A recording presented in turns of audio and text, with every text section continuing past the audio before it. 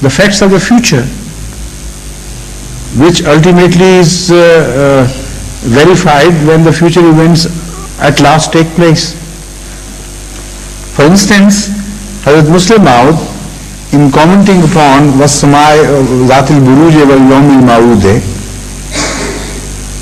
gave a commentary which related to certain events of the future. And he said, this is my commentary, and of course if it is true, then the future would take shape in this way. Particularly, things will happen to Ahmadis in a manner as he thought was described in those verses of the Holy Quran. And later on, in 1974, exactly the same thing happened. As if he was already observing those events which were to take shape in future and describing them like a film was being shown to him.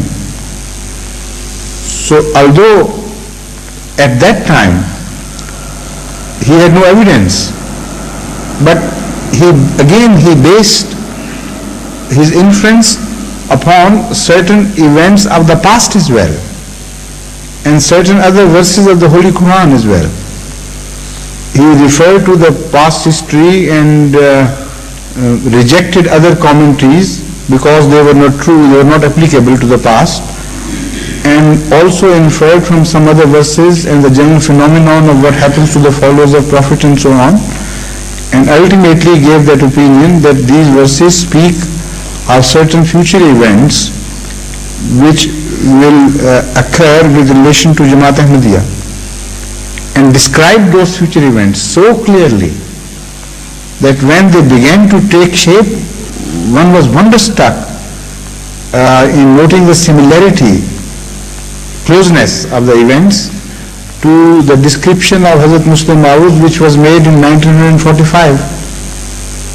Imagine how much time had elapsed between 45 and 74, and yet if you read that commentary, it's a long commentary, I can't repeat it here, then you'll realize what I mean. So the commentary of the Holy Quran must be born,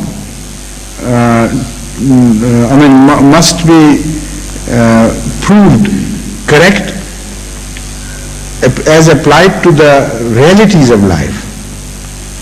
Also it must be proved to be correct in relation to the other verses of the Holy Quran. There shouldn't be any contradiction between that. If the commentary is testified according to this, is tested on this touchstone and proves to be correct, then it's all right, it's acceptable. If you leave that, if you ignore this principle, then you will enter the realm of those commentaries which go on creating things from one's imagination while they have no relationship to the realities. In fact, they are contrary to the very creation of God. Read, for instance, a commentary about the Surah Qaf, an old commentary. That commentator tells us, and Maulvi Sahib perhaps remembers the whole, do you? You know the name of the commentator as well, the book as well? No. Huh? Tafsir Khazin, because we refer to it later on. The same story is mentioned in almost every tafsir. But it was the Khazin which I had in mind, yes. In Tafsir al-Khazin it says that Qaf stands for a mountain. On that mountain, earth is resting. And that mountain in itself is resting upon one of the horns of a bullock, of a bull. And the earthquake takes place when the bullock is tired and he wants to change his horns. So he shifts the load from one horn to the other, and there is the earthquake. This is the commentary of the Holy Quran. And that is not all. If you read the whole thing, it's absurdity upon absurdity. One other favorite commentary of Maulana Dost Muhammad Sahib speaks of greater events taking place underneath this horn and all these things, and speaks of caves and snakes and how many snakes and how many caves, and then how many eyes that snake has and what happens within the eyes and the bellies of snakes and so on. Can you tell to us the tale, please? Yes. Do you remember some? So come, go to the microphone and speak.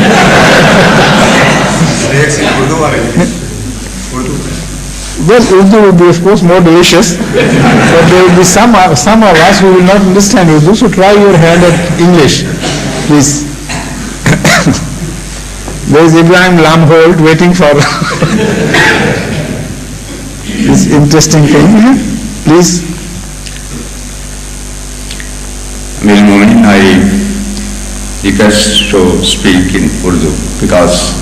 So who will translate you then immediately? Running commentary should be made by someone. Many scholars and translators. Who is that scholar? Can I see one?